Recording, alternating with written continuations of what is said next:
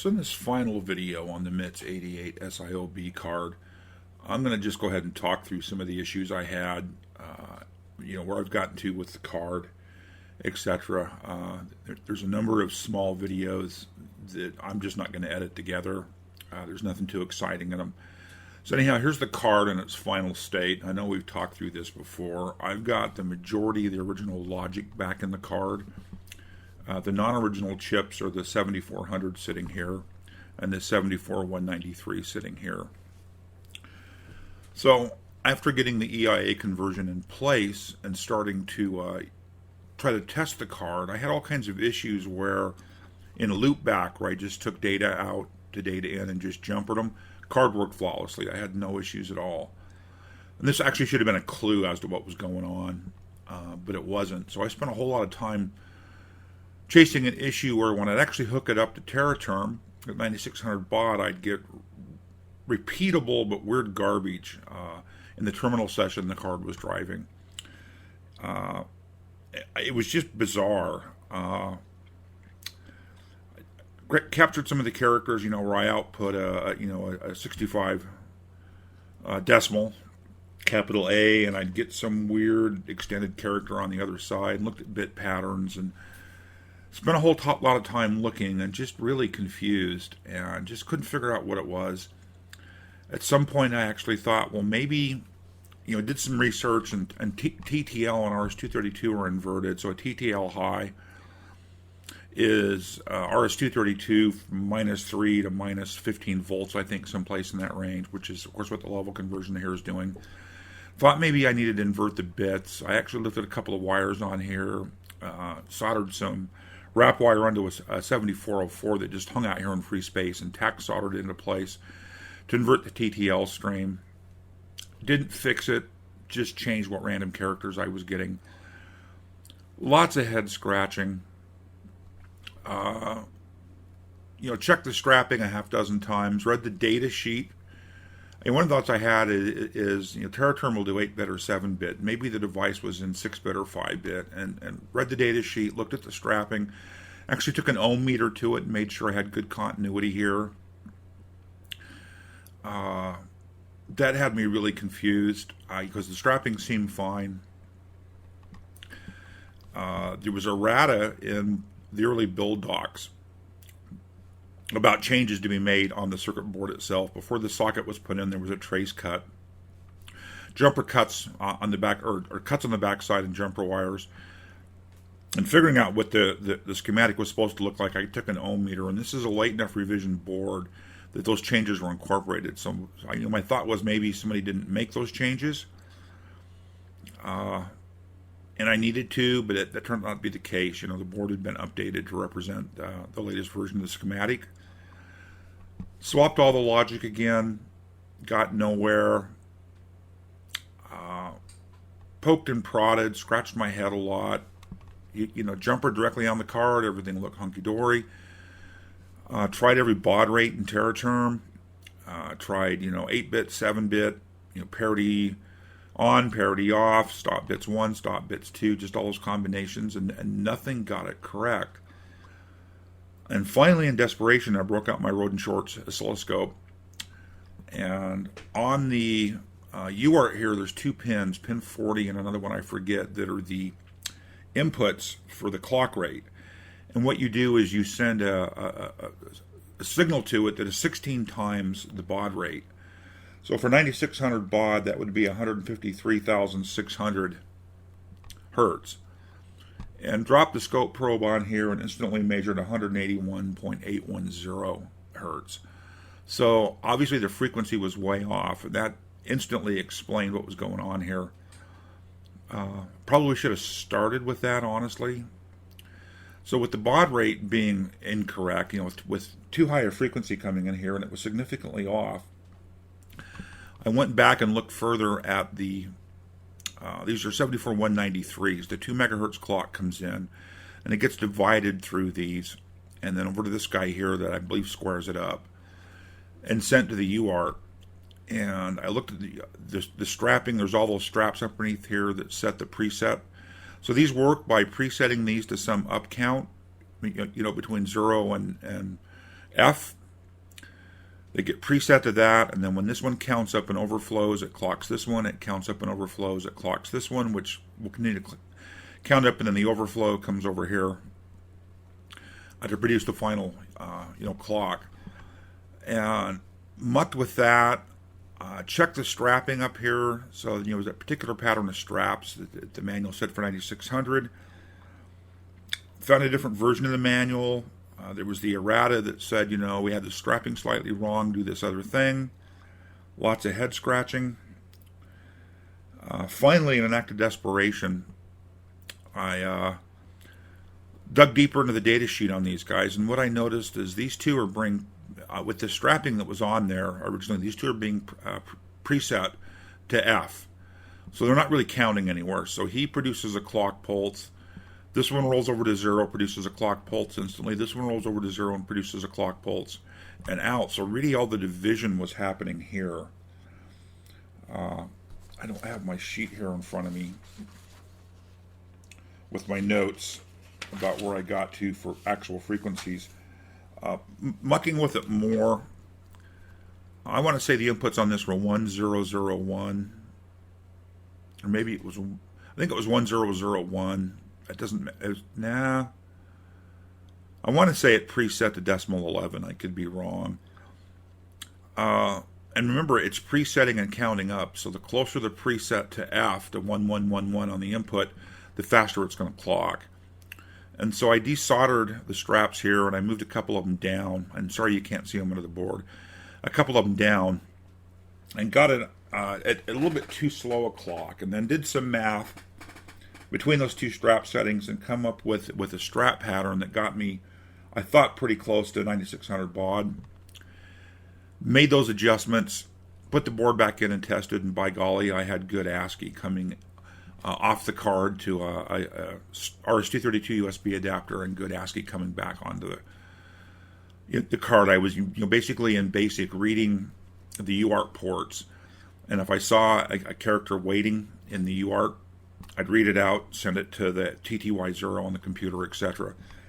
And it seemed to work really solid. And when I went in and did a quick calculation, the resulting baud rate I come up with was within 1.5% of the target of 153,600, which I think is good enough. I don't know exactly how much tolerance there is in the EIA standard for RS-232, but it was good enough that I finally got it working.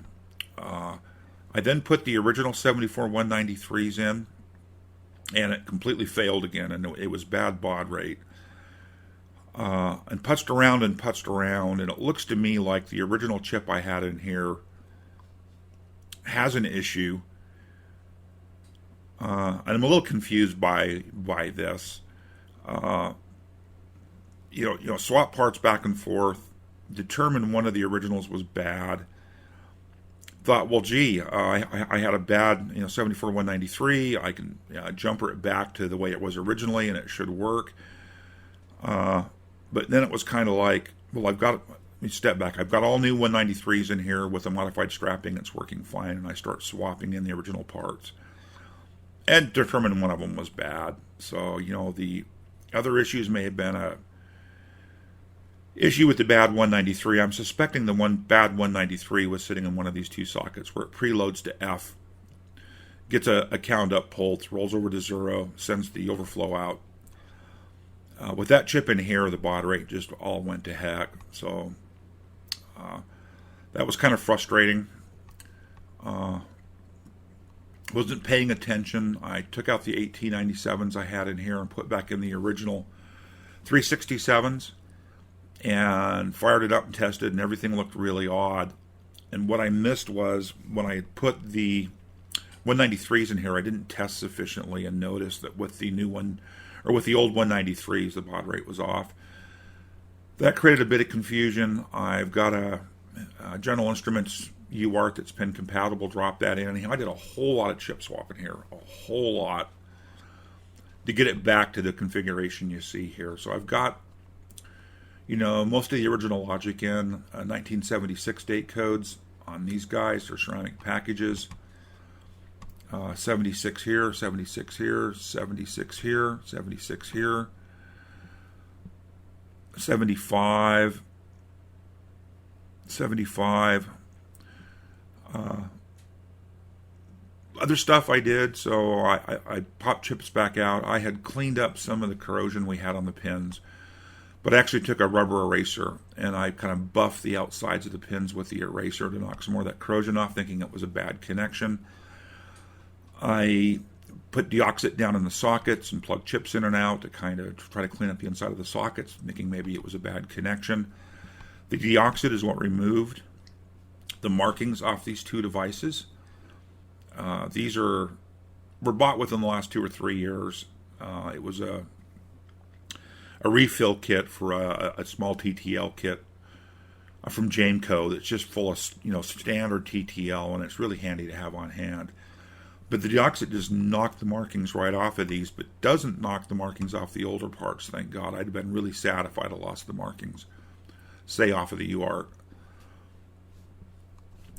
Dug around in my box. I've got some 7400s from early 80s that I may swap in here to get a little more accurate time period, and a bunch of 193s from the early 80s as well.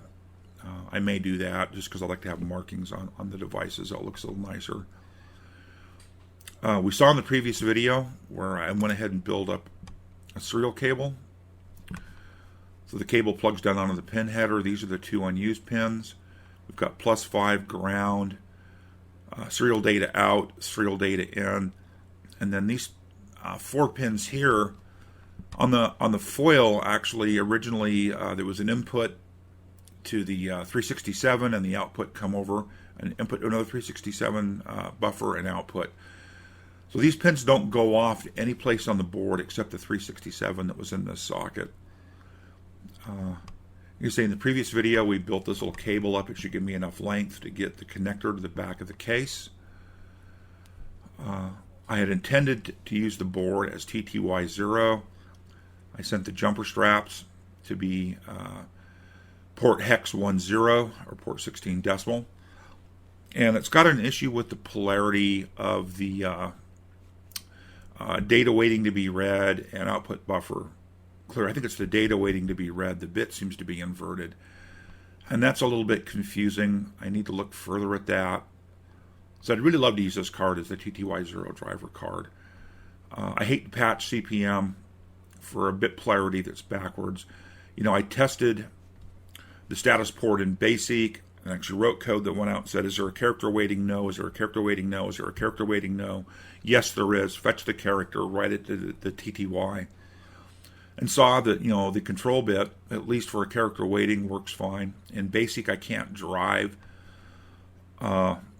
characters through the UART fast enough to actually keep up with the speed it spits them out. So I couldn't really test the output buffers busy. Don't write another character. Suspect that works. A lot of work on this card, a lot of video. I've added a couple little wire straps here. All those are bus wire that's then twisted on the back side of the card to create tension on the wire here. It creates a bit of strain relief. It's not soldered on the back side. It's just using the fact they're twisted to create tension. This is a technique I've been using forever on these kind of circuits to bring wires off.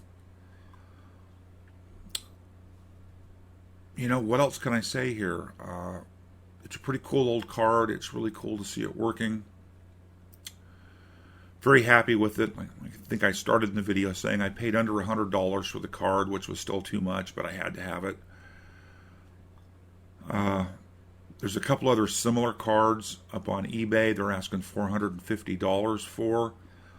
One of them's interesting because it's got a couple of prototyping boards glued on back here. And then it's got through-hole components kind of surface mounted onto those to create what looks like to me, again, a set of EIA level shifters.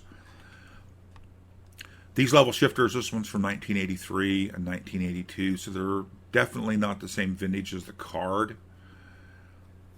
That is what it is. Later serial cards actually use the 1489, 1488 level shifters.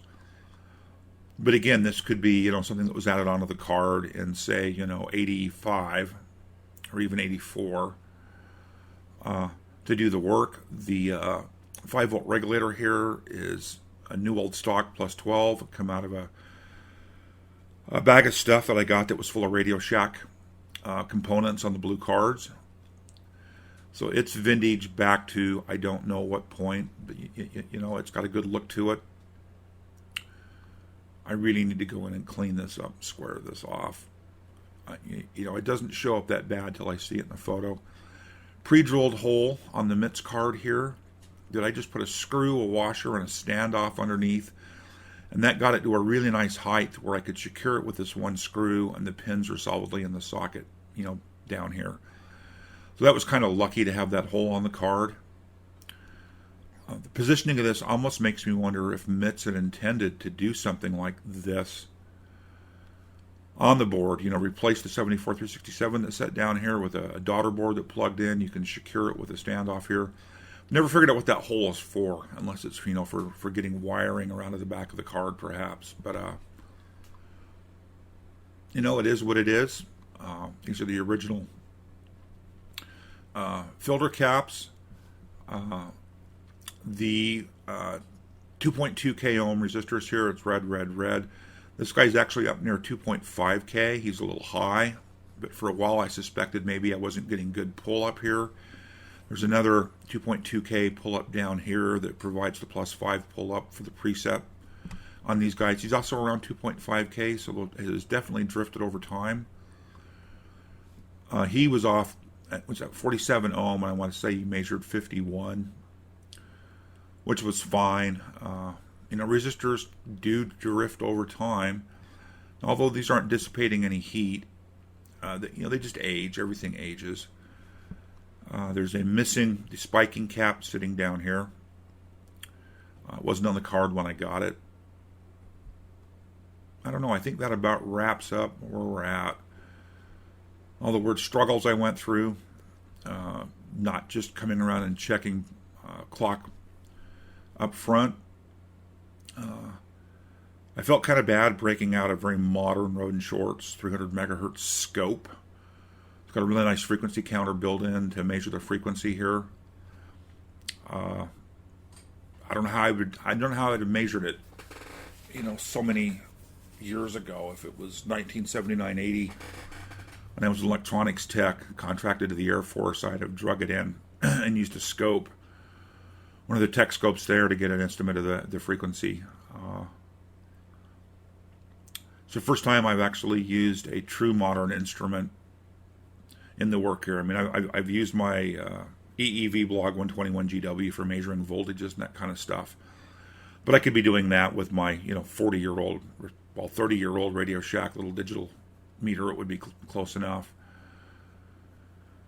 But it is what it is. So I think I've said it once or twice already. I'm going to wrap this up here. Hope you enjoyed this. Hope the kind of final discussion here to get this part of the build closed was satisfying. Comments are always welcome. We'll talk soon.